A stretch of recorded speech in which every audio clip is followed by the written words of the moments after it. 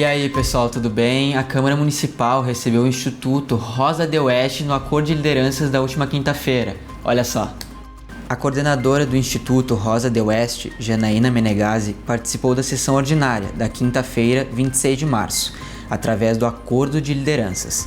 Na tribuna, Janaína pediu o apoio dos vereadores na luta contra a violência feminina e nos cuidados que as mulheres necessitam quando estão em risco ou sob medida protetiva. A representante falou também sobre o trabalho desempenhado pela entidade e sobre os desafios enfrentados para custear o projeto. A situação sobre o Instituto foi tema de matéria produzida pela TV Câmara Caxias, que pode ser acessada no QR Code da tela.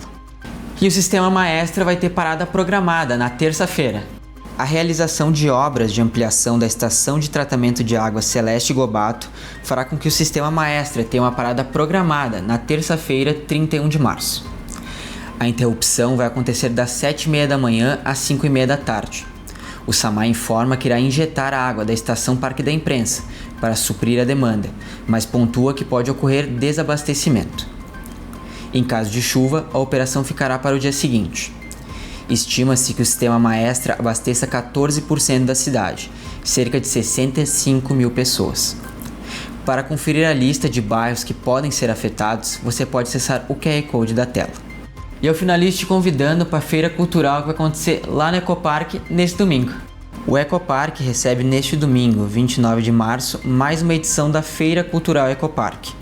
Com a temática de Páscoa, o evento ocorre das 10 da manhã às 6 da tarde, com shows, gastronomia, economia solidária e criativa, artesanato e brechós. Em caso de chuva, a feira será transferida. O Ecoparque fica localizado na rua Atílio Andreasa, junto ao Complexo Dalbó, em frente ao Jardim Botânico. Eu fico por aqui, um bom final de semana e até a próxima!